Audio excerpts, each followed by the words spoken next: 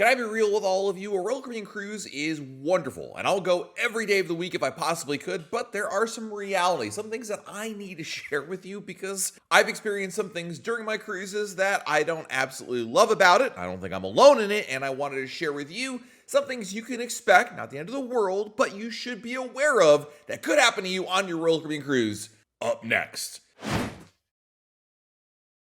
Hey everyone, it's Matt from RoyalCaribbeanBlog.com, and I gotta be real, when we go on a cruise, sometimes not everything goes exactly the way you want. I'm not talking about it raining, or maybe the main dining room isn't serving the exact entree that you want. I'm talking about the uncomfortable truths that are the reality of travel in general. These things do happen, and in my experience, over the many years of cruising, we've run into these. Now, some of these are avoidable, some of these are unavoidable, but you should be aware of so you can mitigate them, and other things might simply open your eyes to some things you weren't even thinking about altogether. But because we're here to help you have a better Royal Caribbean cruise, I wanted to make sure that we highlight some of these issues here so that way it doesn't escalate to become a major problem on your cruise. We're going to start with number one, and that is travel stomach. So travel stomach is a catch-all term for basically when you get on a cruise, and really this is true of travel in general, and you get to the place you're going, and all of a sudden your stomach just isn't cooperating. It could be the result of a lot of travel time, it could be the result of something you possibly ate, and I think it has less to do actually with something that you ate or contaminated water or anything like that. Our body's like a rhythm to things, and when you travel, that gets disrupted in a lot of ways, and as a result, for some people,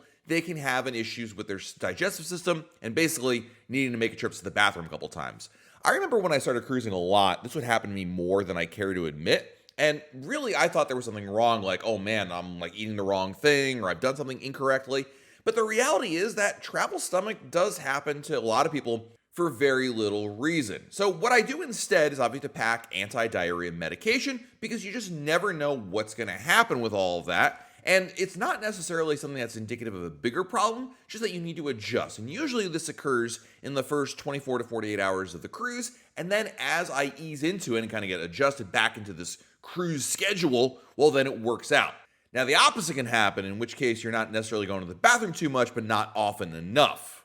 Feeling constipated, well, anywhere is not fun. So there's a couple things you really want to emphasize, especially early on the cruise. Number one, of course, food with whole grains and a lot of fiber in it, but also a lot of water. And I think that's really where I struggle because you get on the cruise ship and you're like, yes, I'm ready for vacation. Let's have that pina colada. Let's have that beer to toast and begin the cruise the right way. A lot of people get into that, especially with the Royal Caribbean drink package. And there's nothing wrong with doing that, but you really want to stay hydrated, overhydrated, in fact, because the reality is that, of course, alcohol and coffees can dehydrate you, and it doesn't take a whole lot to get you into that area of like, I haven't gone to the bathroom in a while, and you don't want to start off your cruise on the wrong foot. My advice is always when you're having a drink at the bar, especially if you have the drink package, ask for a bottle of water. Order your drink and a bottle of water. When you have the drink package, they really don't mind giving you a bottle of water at the same time as the transaction. Usually it's faux pas to get two drinks at once, but for Royal Caribbean in practice, I'm not sure what the policy is on paper, but in practice, when you order a drink, you say, hey, can I get a lava flow with cracked rum? Can I also get a bottle of water with that? There's almost never a problem with them serving you that.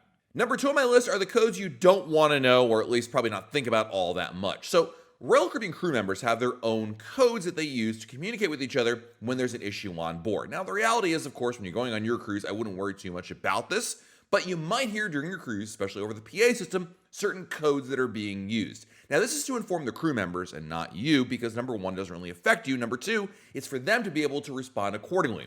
Royal Caribbean crew members are trained in a variety of different drills and scenarios they need to be prepared for. Just because they're a bartender or working in the casino doesn't mean they don't have other responsibilities in case of an emergency or at least something happening on board the ship. Now, there are specifically a lot of different codes that are out there, and you might hear some of these or none of these on your cruise. Actually, more often than not, I think I hear none of them. The most common one is Alpha, Alpha, Alpha, and that refers to a medical emergency on board. Now, when it says medical emergency, it basically means that somebody has alerted a crew member there's an issue. It could be a slip and fall, or it could be something a little more dangerous, like obviously a heart condition or something else that has occurred, basically where somebody needs medical assistance.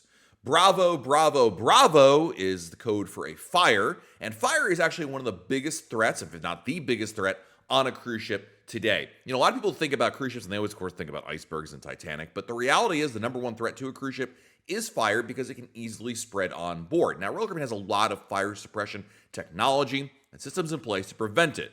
And occasionally there are fires on board. Usually they occur in like crew areas, maybe near the engine room. But obviously, if someone were to use a cigarette inappropriately or there was an ash that caught fire, these things can happen. The good news is fires on cruise ships are pretty darn rare, but bravo, bravo, bravo is indeed the code for fire. The other three codes that are worth mentioning are extremely rare, but we're going to mention them anyway. Number one is echo, echo, echo, which is usually the case of high winds, maybe if a line breaks while in port. The other one, of course, is Oscar, Oscar, Oscar. You really never want to hear this one. This is actually someone who went overboard on their cruise ship. And I'm going to be real with you. If someone goes overboard on the ship, they either jumped or they were somewhere they weren't supposed to be, doing something they weren't supposed to do, and then ended up there. It is nearly impossible to actually be on your ship, minding your own business, and then slip and fall like a Scooby-Doo cartoon. It just doesn't happen. There's a lot of safety protocols in place, high railings, things of that nature. So if someone does go overboard, they would call Oscar, Oscar, Oscar, and then the search and rescue begins at that point. And lastly, there's Kilo, which requires the crew members to report to their emergency stations for something. The reality is you're unlikely to hear almost any of these terms. It's more something that I think a lot of people that cruise a lot just kind of know. It's like inside baseball jargon. I think the most common one by far is alpha, alpha, alpha, because people have medical emergencies. They slip and fall, they hurt themselves.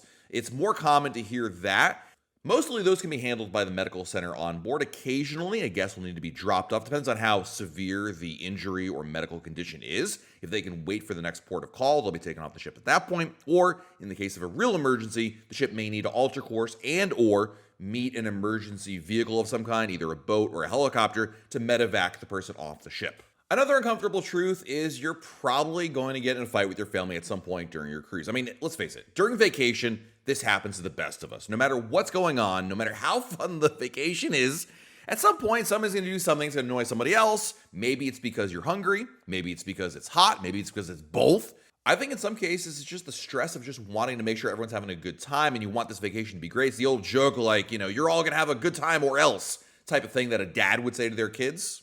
In my experience, of the vast majority of these fights and altercations within family members, it can be solved by simply taking a break. Most of them are petty, most of them are silly, and best of all, most of them can be solved by just simply disengaging, seeking air conditioning, having something to eat, taking a break, and maybe even sleeping on it. But I can't tell you how many times I've been frustrated with my own family about something very, very silly, and then only to realize later on, they really made a capital case out of a lot of nothing. Even if you do have a point, it really doesn't matter because you're on vacation. I remember when my kids were really young, I would get super frustrated because I had these plans laid out and the kids, for whatever reason, just weren't cooperating. And that really got me. And I remember talking to my mom about this and saying, I just really can't enjoy this. And she gave me some advice I still use to this day, which is just that when things like that happen, you need to take it down a notch, disengage, and adjust your expectations. Maybe you don't get to do that amazing thing you thought you were going to do, but it's okay because you still have fun doing other things. Maybe you skip doing that shore excursion or going to see that show they really don't want to see and instead go to the pool or go to sleep early or enjoy a ice cream break over on the pool deck. There are other ways you can have a great time, and it doesn't mean there's only one path to a great vacation. So when family fights start to erupt or things start to go beyond a simple he said, she said, and then he said again, I think the best advice I can offer is simply try to just disengage, take a break, take a breather, and if you're outside, definitely find air conditioning, and then see if things don't improve a little bit after that. Something else you should be keenly aware of is no matter what kind of cabin you're in, those walls are not soundproof. Now, when you're inside your cabin, obviously you're there to have a good time, talk with your family, enjoy TV, enjoy just being on vacation, maybe even take a nap, right? But those walls are far from soundproof, and that goes both ways. So, number one, obviously you don't want to have a very loud conversation because people can hear that, but also perhaps some other activities that occur within your cabin walls might be best served if you are aware that other people can possibly hear you, especially on the other side of that wall. This is especially true of one of the cabins I don't recommend booking, which is a connecting cabin, in which case you don't know the person on the other side of the room. The walls are thin enough to begin with, but when you have a connecting cabin and don't know the person on the other side of that door, the connecting door is even thinner and it's less soundproof than the walls are. So really what this is all meant to say is, number one, you should expect to hear something from your neighbors. Now, in my case, most of the time, it's not really an issue, but I do recall a situation in which we were on a cruise and we had a friend with us staying there, and she was keenly aware that the people in the next cabin definitely loved each other a lot. Of course, there's other issues like crying babies could be loud, and certainly you'll hear that through the walls. And on top of that, if someone's on the balcony, well, the noise travels quite a bit from there. Heck, even flushing the toilet in your cabin can be pretty darn loud because it has that suction thing. And if you're going in the middle of the night and you're trying not to wake everybody up, you might be really successful all the way up until the flushing of the toilet, and then everyone's going to hear it because it sounds like a vacuum cleaner going off. So if you're a light sleeper or you're concerned about some of these things, there are a couple things you could do. Number one is bring noise canceling items like a noise machine or even bring earplugs. And if you're the parent of the baby that might be crying, it's also a good idea to bring curtains with you that you can use magnets to hold up and basically give your child more of a sense of darkness and less of an issue of them waking up from light. As for the noise issue for the baby, there's not much I think you can do about that other than obviously placing the crib as far away from the bathroom as possible. Obviously, if you can afford it, you could book a larger cabin, heck, one that has multiple bathrooms or multiple floors or multiple rooms, or take advantage of one of my favorite tricks for family cruisers, which is to get 2 different connecting cabins. Instead of booking everybody in one cabin, you book 2 different cabins that are connecting or adjacent to each other. That way, you as the parent, if you have to go to the bathroom in the middle of the night, or just simply want to have the TV on or talk, what have you, you're not disrupting other people that are sleeping in the other room. And this has been such a godsend for my family over the years, having 2 cabins instead of trying to put all of us into one. Admittedly, sometimes I do book all of us into one. Usually that's in a scenario in which we're in a suite. And while the suite is fantastic and I love the perks and amenities, I do like having the separation. It's such a nice benefit to having that. So just keep in mind that anything that you're doing within that cabin goes both ways through those walls.